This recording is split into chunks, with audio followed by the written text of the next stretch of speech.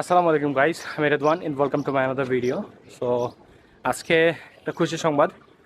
আমার বাচ্চার কিছু কবুতর রিসেন্টলি বাচ্চা ফুটাইছে।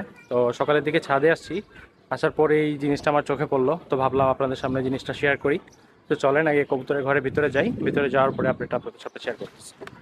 তো ফার্স্টেই সকাল সকাল কবুতর এখানে আসার পরেই চোখে পড়লো যে কবুতরের খোসাটা এখানে পড়ে আছে। তো কবুতরের খোসা পড়ে আছে মানে কবুতরগুলো বাচ্চা ফুটায় ফেলছে।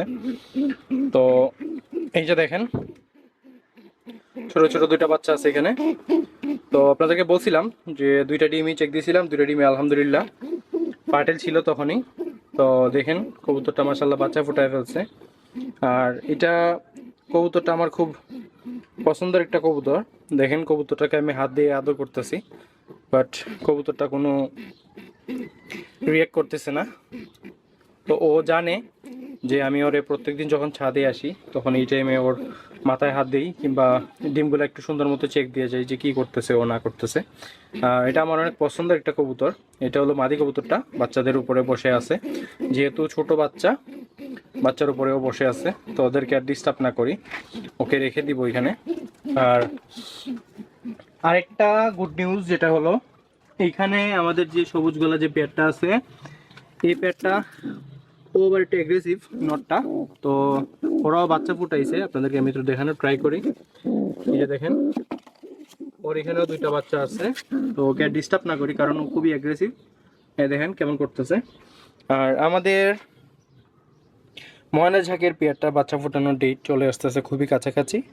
এটা আর আমার মনে ছিল না এটা কবের দিকে বাচ্চা ফুটাতে পারে, এই ডেটটা আমি মনে রাখতে পারি নাই। তো হয়তোবা 4-5 দিনের ভিতরে হয়তোবা ওরা বাচ্চা ফুটায় ফেলবে। ডিমের ভিতরে বাচ্চা মোটামুটি পরিপক্ক হয়ে গেছে, আমি লাইট দিয়ে একটু চেক করছিলাম। আর আপনাদেরকে একটু আপডেট দেই, এই যে আমাদের যে রেসারের যে পেয়ারটা, রেসারের বাচ্চাগুলা আলহামদুলিল্লাহ খুবই ফাস্ট বড় হইতেছে। সবাই একটু মাশাআল্লাহ বলবেন। এই যে দেখেন রেসারের দুইটা বাচ্চাই আলহামদুলিল্লাহ সুস্থ আছে আর সুন্দর মতোই বড় হইতেছে, এখনো কোনো প্রবলেম চোখে পড়ে নাই।